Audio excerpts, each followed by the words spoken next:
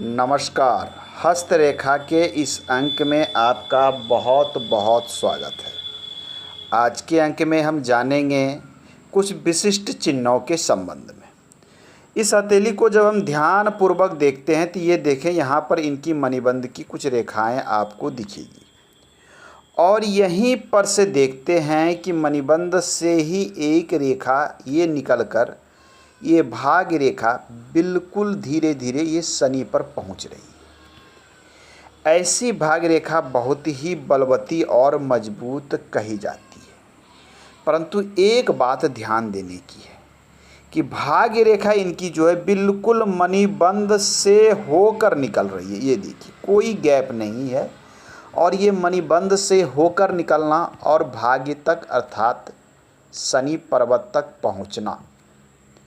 मणिबंध से होकर निकलने पर का अर्थ होता है कि ऐसे जातक के ऊपर कम ही उम्र में अर्थात छोटे ही उम्र में परिवार का उत्तरदायित्व आ जाता है और कम ही उम्र से चीज़ों को समझने लगते हैं, वर्क को समझने लगते हैं, कार्य करना प्रारंभ कर देते हैं, धन अर्जन शुरू कर देते हैं।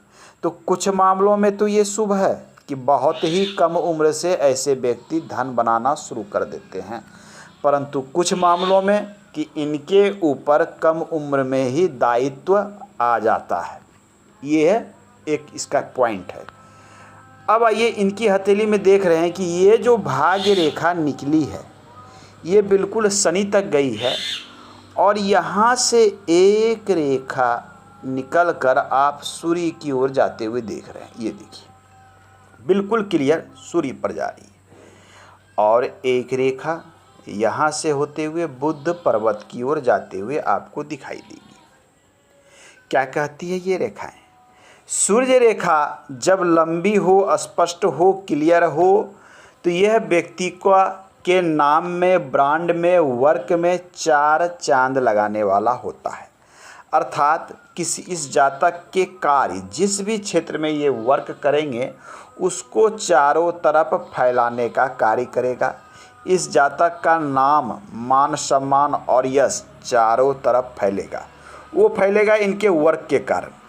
इनके भाग्य और सूर्य दोनों इनकी हथेली में प्रबल और मजबूत दिख रहा है, अर्थात धन संपत्ति काफ़ी बनाएंगे, साथ में नाम और यश भी काफ़ी होगा।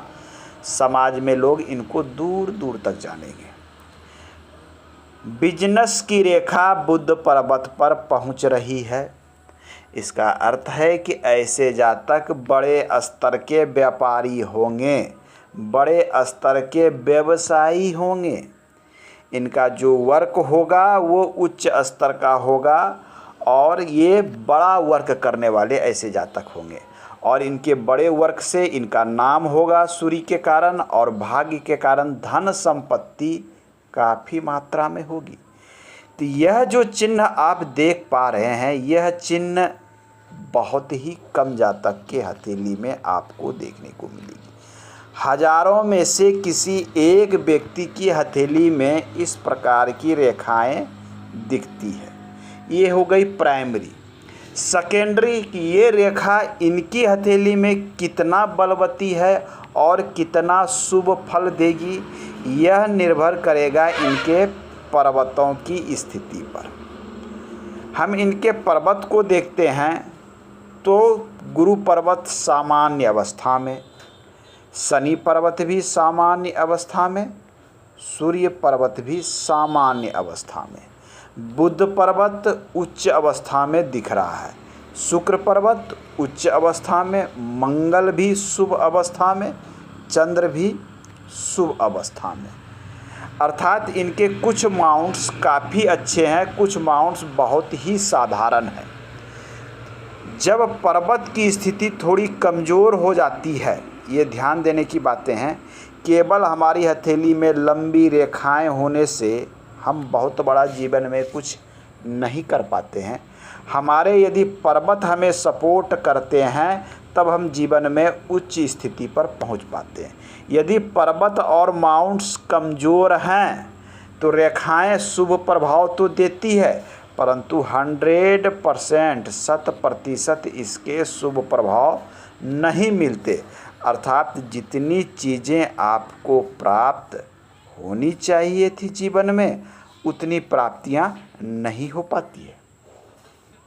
आज के अंक में इतना ही। मिलते हैं अगले अंक में, पुनः बात करेंगे हम। धन्यवाद।